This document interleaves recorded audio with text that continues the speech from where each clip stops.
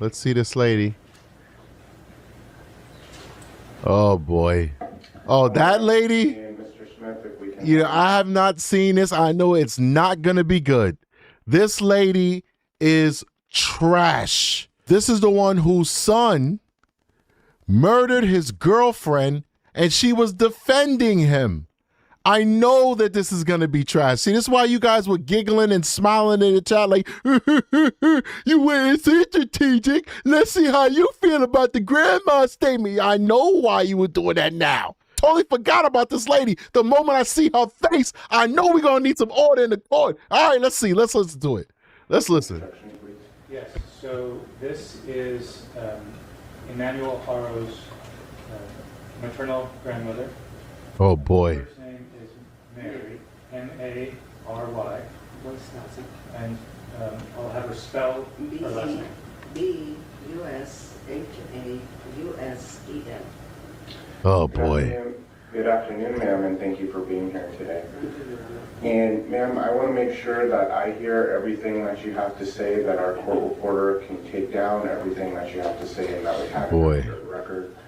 We've cleared our entire afternoon, so you don't feel the need to be rushed.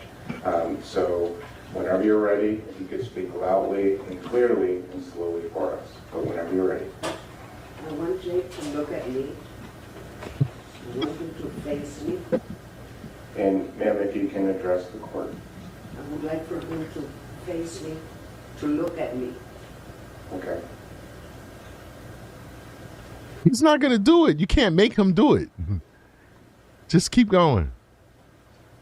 I wanted Jake to face me, to look at me, because I told him that I would be here for his sentencing before he was arrested. I talked to him about, as a friend, to tell me everything, because he didn't give me the opportunity to meet my grandson. He destroyed my whole family. He branded his children for life. He damaged her children, all his children for life. And in doing that, he destroyed my family, my children, everybody in my family. All my children are destroyed by this. He changed my daughter to where we don't know who she is. He never gave me a chance to see my grandchildren. Right. So Jake Haro, the boy, changed that grown woman and made her do something that she wouldn't have normally done. Mind you, she's like 10, 12 years older than him. But let's keep going. It looks like she's trying to blame Jake Haro for everything and give no accountability to her own daughter. But let's keep going. He kept my daughter away. I don't know what he did or how he changed my daughter's life. Oh my gosh. But she was never that same person after she went to live with him. The only reason Rebecca came back, because in March I had a stroke. And my son got hold of her and told her I was in ICU. That's how I met Mackenzie, my 2-year-old granddaughter. I didn't even know she existed. Oh. I was not aware that she was pregnant with Mackenzie. I was not aware that she was pregnant with Emmanuel. Now, there's a reason why Rebecca did not want to connect with you, and I don't think it had anything to do with Jake Haro. I think it had everything to do with you. Just like you can't even hold your daughter accountable for her actions. You guys understand, Aki made a good point to me off screen. Rebecca didn't even implicate Jake Haro. Rebecca told a story of how Emmanuel was taken in this parking garage and Jake Haro was not even a part of that story. That's why it's a shocker when we find out that Jake Haro's the one that's saying that he did this. Now, Aki disagrees with me. When I followed up behind the scenes and we talking on the phone, I said, you know what? I get the feeling. I got a feeling. Remember that song? Tonight's gonna be a good. I got a feeling. And some of you guys might get mad at me with this feeling that I have. I have no evidence to back it up. I got a feeling that Jake Haro might be taking a rap for Rebecca. Even though common sense tells me that Jake Haro did this because of his past, isn't it just convenient to blame him because of his past? I'm not saying he didn't lay a hand. I'm not saying he didn't bury a body. I'm not saying he didn't take part in the abuse, but I got a feeling that Rebecca's hands aren't clean. Maybe she's the one who took Emmanuel's life. And Jake is like, I love this woman. I'm already a monster.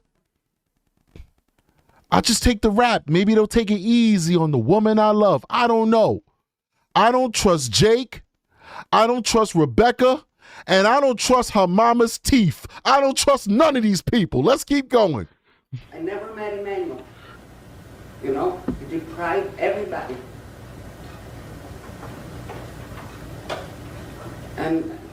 But it is important. She admitted that she never met Emmanuel, and she only met Mackenzie one time. And that was when she was in a hospital after having a stroke.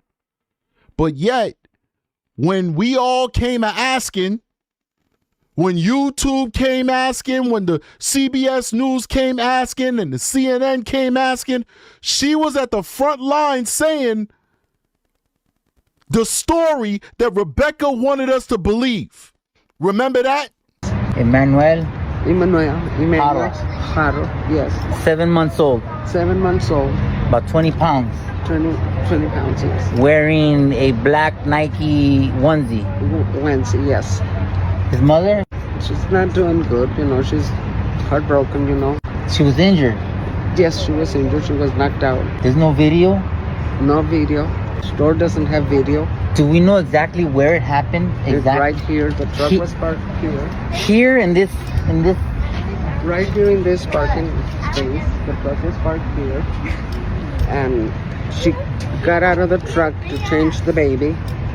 And when she got out, she was trying to get the diapers, the bag, you know, to change the baby because he had pooped before she went into the store. Mm-hmm. And she said that all of a sudden, you know, they just say, hola, and, you know, they hit her and knocked her out. And she said, all I saw was white. She says, when I came to, you know, she started running into the store and asked if anybody had seen the baby.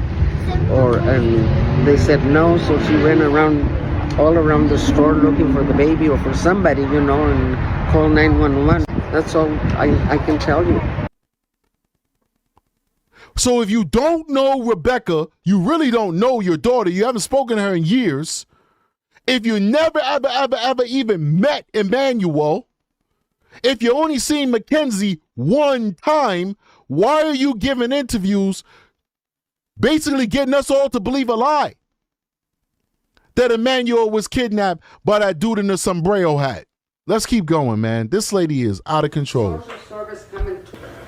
This time, this court, having taken the defendant's plea, having read and considered the probation report, and having seen, heard, and considered the evidence and arguments of counsel at the sentencing hearing, as well as taking judicial notice of its own records, hereby pronounces the sentence as described in this order.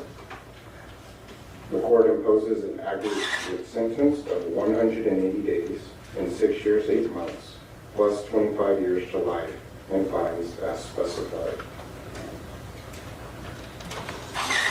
25 years to life.